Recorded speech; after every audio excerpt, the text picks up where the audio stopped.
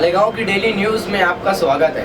मैं अब्दुल्ला अंसारी। सरदार स्कूल में बरोज़ इतवार 20 जनवरी को ऑल मालेगांव सीरतुन नबी सल्लल्लाहु अलैहि वसल्लम तकरीरी मुकाबला सिलसिला नंबर 28 का इनेकाद किया गया।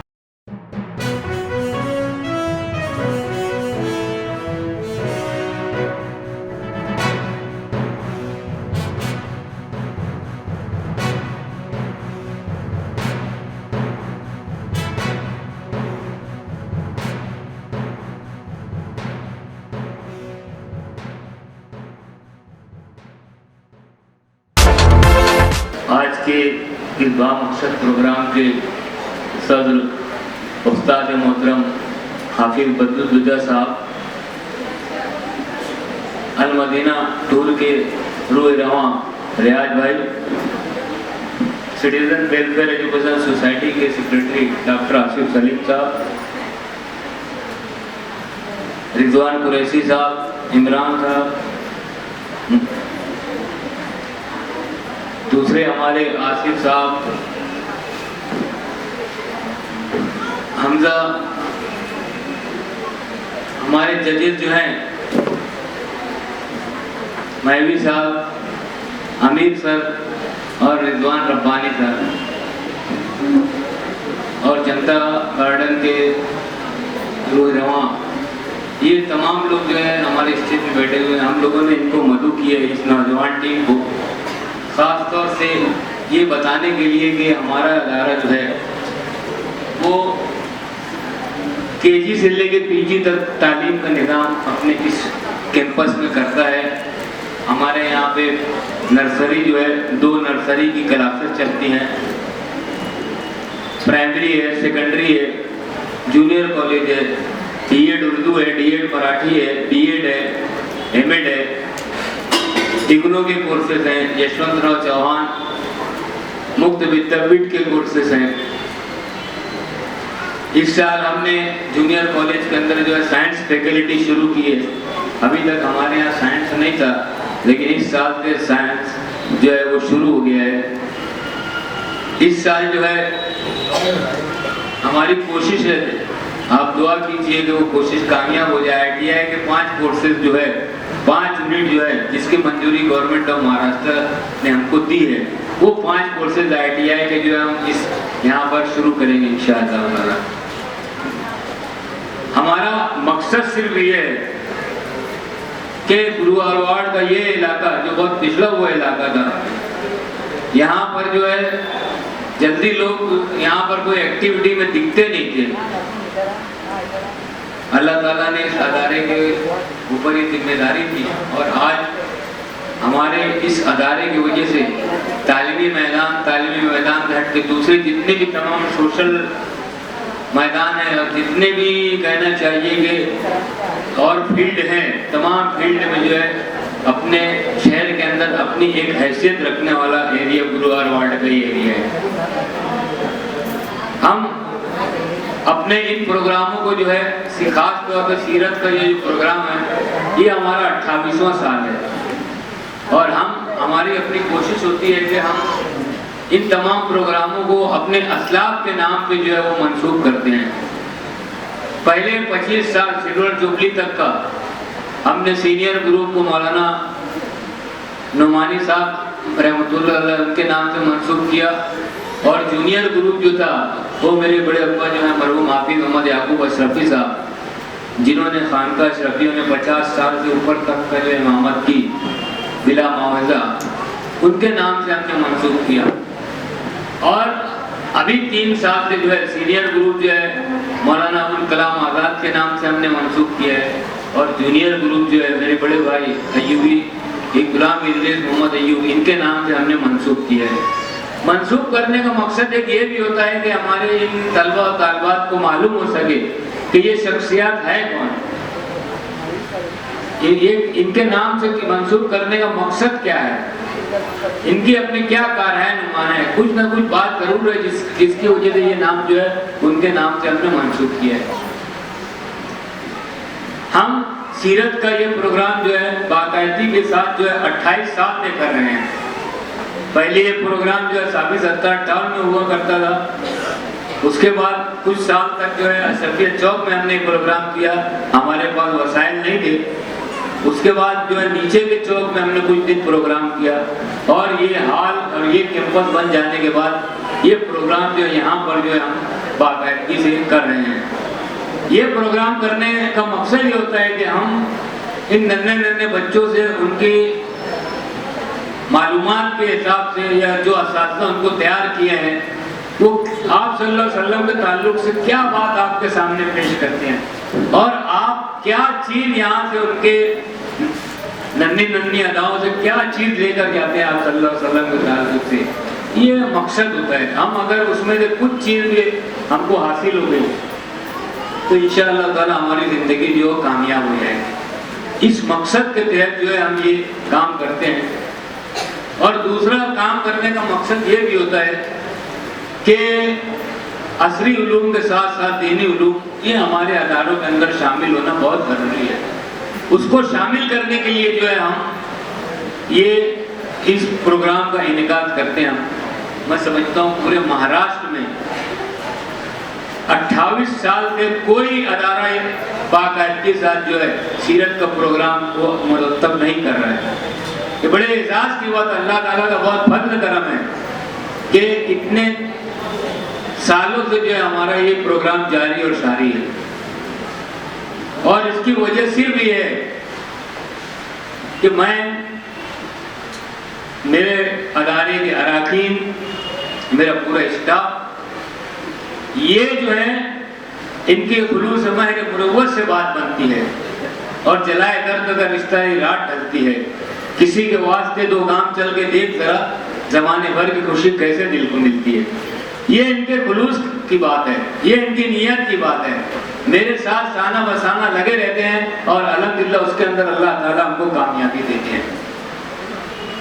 آپ کو ایسا محسوس ہوتا ہے کہ یہ پروگرام جو ہم 28 سال سے چلا رہے ہیں، اگر کہیں کوئی بات رہتی ہے ہم اس کو پورا اگلے سال جو ہے شامل کرنے کی کوشش کرتے ہیں کہ بھئی یہ اس میں اگر یہ خامی ہے کہ اس کو کس طریقے سے درست کر سکتے ہیں، اس طریقے سے اس کو درست کرنے کی کوشش کرتے ہیں۔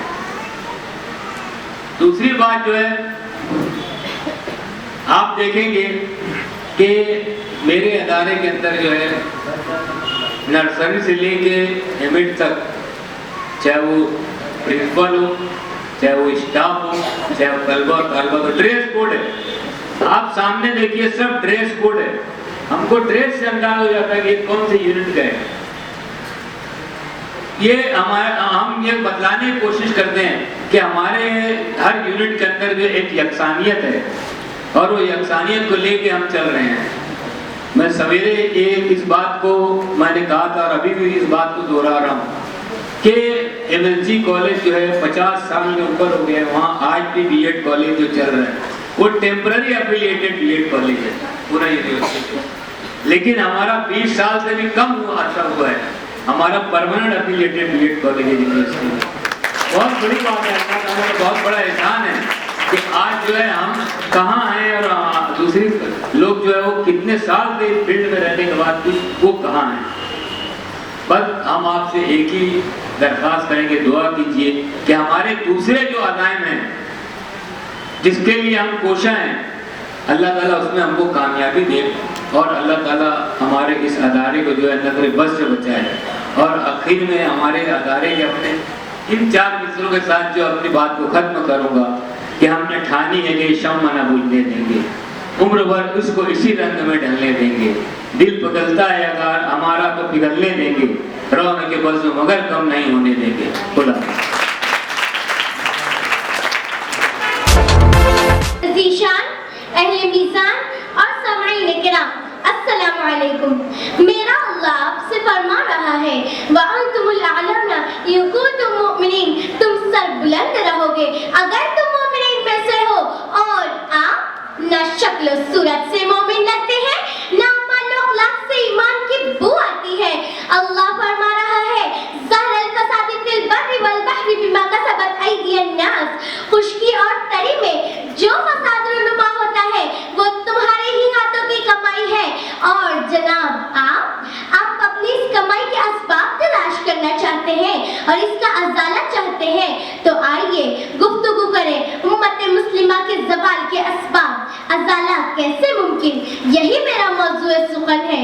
جی ہاں سامعین، جب لو جہاد اور گو رکشا کے نام پر بے گناہوں کا خون عرضہ ہو گیا، جب میرے اللہ کے کلام پاک پر پابندی کا مقدمہ دائر کیا جا رہا تھا، کتاب اللہ سے جہاد کی 20 آیتیں نکالنے کا شور و غلغلہ اٹھ رہا تھا، حتیٰ کہ شمع اسلام کو بجھا دینے کی سازشیں بھی ہو رہی تھی، تب ہر مسلمان سوچ رہا تھا آگ ہے اولاد ابراہیم ہے نمرود ہے، کیا کسی کو پھر کسی کا امتحان مقصود ہے؟ ایسے قسم پرسی کے عالم میں، اذہان کے ریگزاروں میں بس ایک ہی صدائے باز کشت سنائی دے رہی ہے کہ زوال امت کے اسباب اگر مٹانا چاہتے ہو تو اس کا صرف اور صرف ایک ہی طریقہ ہے۔ ایمان والوں، روش کارواں بدل ڈالو، آج کے میر کارواں سے کہو کہ مغربی تہذیب کی جانب تمہارے بڑھتے قدموں کا رخ اب کعبۃ اللہ اور مدینہ منورہ کی جانب کر لیں۔ آج کے اس ہندوستان میں تم بن جاؤ خواجہ معین الدین کے سچے مرید۔ وہ کون سی راہیں تھی کہ ایک اکیلے خواجہ اجمیری نے ہندوستان کی تاریخ ہی بدل ڈالی؟ وہ کون سا عمل تھا کہ ڈھاکہ سے اجمیر کے ایک سفر میں 90 لاکھ انسانوں کو اسلام کے سایہ عاطفت میں لے آئے تھے؟ کیا وجہ ہے کہ تمہارے وطن کا ہر وزیر اعظم ان کی قبر مبارک پر چادر چڑھانے آتا ہے اور پارلیمنٹ میں بیٹھ کر تمہاری شریعت میں مداخلت کرتا ہے؟ کبھی شہبانو کیس کے نام پر، کبھی 3 طلاق کے نام پر، کبھی بابری مسجد کے نام پر، تو کبھی بم بلاسٹ اور دہشت گردی کے نام پر۔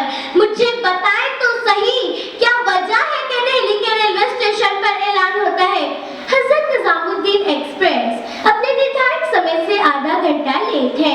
اتنا ادب و احترام کیوں؟ جو قبروں میں ہیں ان کو مانتے ہیں اور تم کو مارتے ہیں، شہید کرتے ہیں، تمہارے گھروں کو آگ لگا دیتے ہیں، کیوں؟ آخر کیوں؟ کیونکہ انہیں اجمیر کے خواجہ، دہلی کے نظام الدین اور کلیت کے صابر پیا کے جیسا مسلمان چاہیے۔ وہ اس ملک میں اس مسلمان کو دیکھنا چاہتے ہیں جو نماز پڑھ کر مسجد سے نکلے اور ان کے معصوم بچوں پر دم کر دے تو وہ صحت یاب ہو جائیں۔ انہیں نفرت ہے ان مسلمانوں سے جو ہفتہ بھر میں صرف 2 رکعت نماز پڑھتے ہیں اور نوئیڈا کے کھلے میدانوں کو بھر کر ٹریفک جام کر دیتے ہیں۔ کرتے رہو شکایت اور دعوے کہ میری دنیا اجاڑنے والوں یہ نہ بھولو میرا خدا بھی ہے۔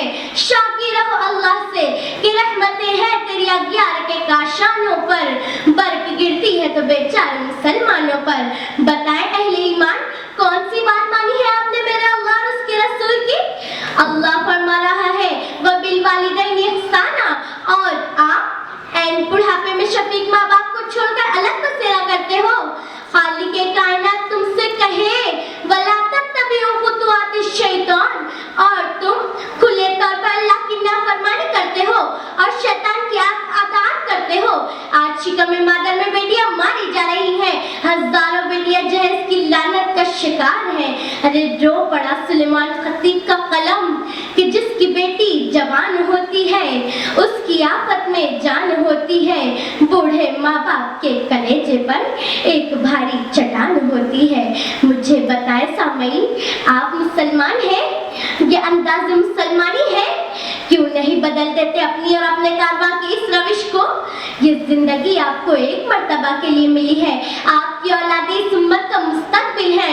خدا را انہیں دیندار بنائیے، وہ نگاہ دیجیے بچوں کو کہ ماں کو دیکھے تو اس کے قدموں کے نیچے جنت تلاش کرے، باپ پر نگاہ پڑے تو یاد آئے ایک مقبول حج کا ثواب۔ اے ایمان والوں، اٹھو تاجدار مدینہ کی شمع ہدایت کو لے کر اور پہنچا دو سارے انسانوں کو اسلام کی ان وادیوں میں جہاں ایک اللہ کی حکمرانی ہے، جہاں کا قانون شریعت محمدی ہے، اور یہی ذلت و نکبت سے نکلنے اور زوال کے اسباب کو دور کرنے کا ازالہ ہے۔ بے شک اللہ کا وعدہ ہے کہ محمد سے وفا تو لے تو ہم تیرے ہیں، یہ جہاں چیز ہے کیا لوح و قلم تیرے ہیں۔ خدا نحمد و نصلی علی رسول کریم، اما بعد۔ صدر ذی شان